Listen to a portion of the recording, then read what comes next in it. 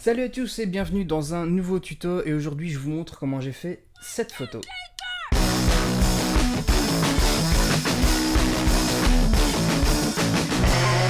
Alors, première chose, bon, je vous ai un peu menti, je vais pas vous montrer exactement comment j'ai fait cette photo-là. Si vous vouliez voir comment j'ai fait ça, je vais vous montrer. Enfin, il y a un replay sur Twitch. Allez sur twitch.tv/DenisQS, DENISQS, et il y a un replay de comment j'ai modifié l'image sur Photoshop pour obtenir ce résultat. Puisqu'effectivement, il y a cette partie avec le ciel étoilé et tout un tas de jeux d'ajout de luminosité que j'ai fait sur Photoshop. Donc ça, c'est une autre partie. Mais par contre, il y a quelque chose qui est intéressant quand même dans cette image, c'est la traînée de lumière qu'on a dans le fond. Celle-là, elle n'est pas du tout ajoutée numériquement, c'est pas du Photoshop, c'est entièrement organique. Et je vais vous montrer les réglages nécessaires pour faire ça sur un appareil photo. Alors je tiens quand même à préciser que si vous voyez ce segment-ci que j'enregistre au cas où, j'ai filmé la manière dont j'ai pris la photo dans mon bureau.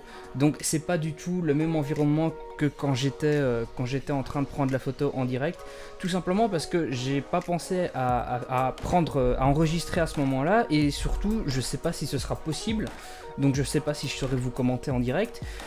Donc j'ai répliqué au mieux dans mon bureau. S'il y avait une possibilité de le faire ce soir, eh ben, je l'aurais fait, sauf que si vous voyez ce segment-ci, c'est que il n'y avait pas possibilité de le faire, et donc voilà, vous aurez simplement les explications théoriques sans pour autant avoir exactement la même image que j'ai fait à ce moment-là.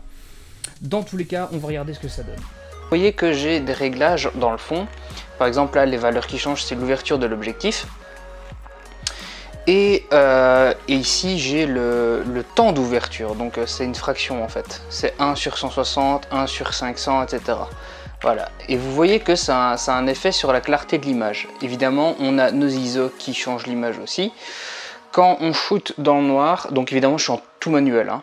Quand on shoot dans le noir, personnellement je mets les ISO au plus bas, parce que plus vous allez monter dans les ISO, plus vous risquez d'augmenter le bruit que vous allez avoir dans votre image, et c'est pas vraiment notre objectif. Alors, on pourrait croire que du coup, on va essayer d'être le plus... sachant qu'on va déjà avoir une vitesse très élevée, on se dit, bon, on va quand même aller chercher notre ouverture la plus élevée pour laisser le plus de lumière rentrer pour faire notre image. Alors, c'est une réflexion assez logique.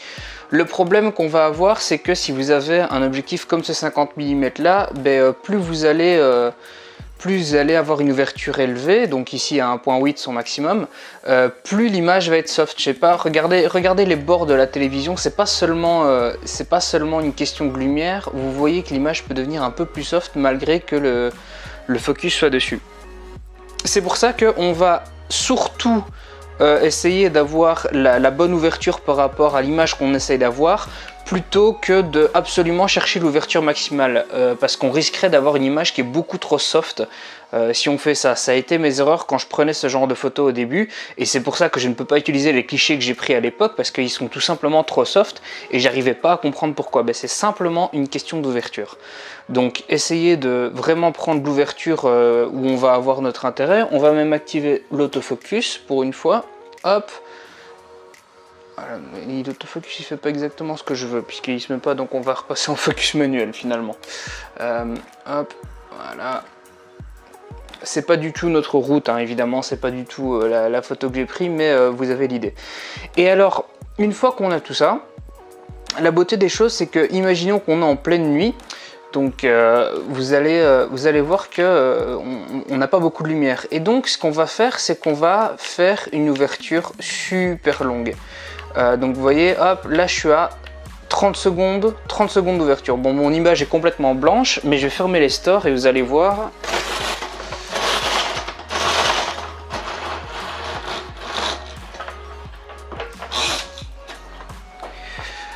Voilà, il reste encore un petit peu de lumière, mais vous voyez beaucoup moins. On parle quand même d'une ouverture de 30 secondes hein, ici, donc c'est assez élevé. Ce que je peux faire, c'est éventuellement fermer encore un peu plus mon...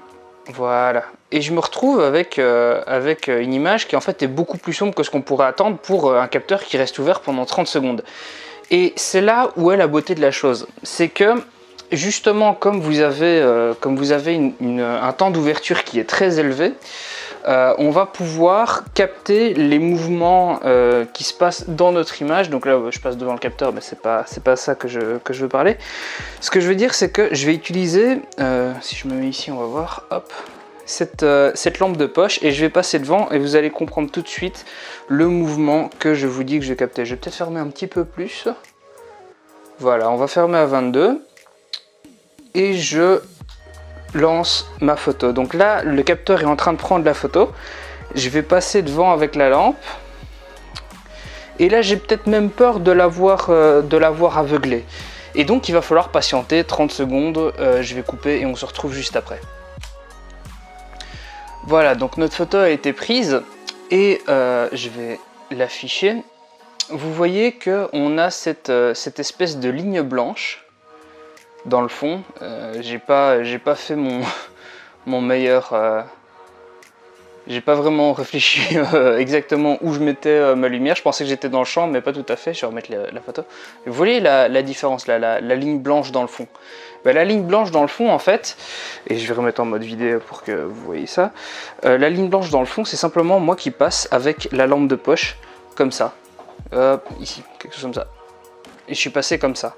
Et comme mon capteur reste ouvert pendant tout ce temps-là, il enregistre l'information de l'image qui passe, enfin de la lumière qui passe devant le capteur.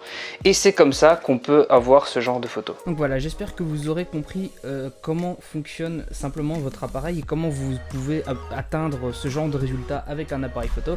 C'est pas super compliqué, mais c'est clair que on doit passer en tout manuel, et quand on commence à utiliser un appareil photo, c'est quelque chose de très intimidant.